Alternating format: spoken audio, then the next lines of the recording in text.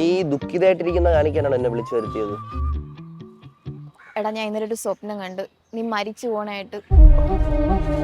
നിനക്ക് എപ്പോഴും ഞാൻ മരിച്ചു പോകുന്ന സ്വപ്നം മാത്രമേ ഉള്ളൂ കാണാനായിട്ട്. സാധാരണ ഒരു മനുഷ്യൻ ഏറ്റവും കൂടുതൽ ആഗ്രഹിക്കുന്ന കാര്യങ്ങളാണ് ഈ സ്വപ്നമായിട്ട് കാണുന്നത്. അപ്പം നിനക്ക് ഏറ്റവും കൂടുതൽ ആഗ്രഹം ഞാൻ മരിച്ചു പോകുന്ന കാണാനാണടി. എടാ ഞാൻ എന്ത് ചെയ്യാനാ? നീ ഒന്നും ചെയ്യണ്ട. നീ ബൈബിളും ഖുറാനും ഭഗവത്ഗീതയും ഈ മൂന്നും കൂടി വായിച്ചിട്ട് ഇനി കിടന്ന് ഉറങ്ങാവും. അതൊക്കെ പോട്ട്, ഞാൻ എപ്പോഴെങ്കിലും രക്ഷപ്പെടുന്നതായിട്ടൊരു സ്വപ്നം കണ്ടിട്ടുണ്ടോ? അതില്ല. അത് കാണൂല. കഴിഞ്ഞ ആഴ്ച ഓട്ടോ അടിച്ചിട്ട്, അതിന് മുമ്പത്തെ ആഴ്ച ബൈക്ക് ഇടിച്ചിട്ട്, ഇനി പുതുതായിട്ട് ഞാൻ എങ്ങനെയാ മരിക്കുന്നത്?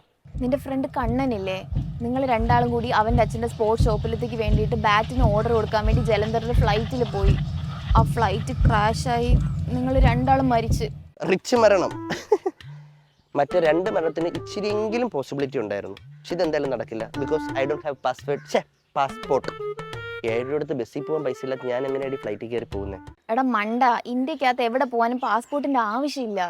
പക്ഷെ നീ പറഞ്ഞ ഒരു കാര്യം കറക്റ്റാണ്. അവൻ്റെ അച്ഛൻ സ്പോർട്സറാണ്. അതെന്നെ വിസ്മയിപ്പിച്ചു. അങ്ങേർക്ക് ഇച്ചിരി ബുദ്ധിയുള്ള മനുഷ്യനാണ്. അതുകൊണ്ട് എന്തായാലും അയാളുടെ മണ്ടൻ മകൻ എന്തായാലും ആ ജലന്ധറിൽ പറഞ്ഞു വിടില്ല. I am damn sure.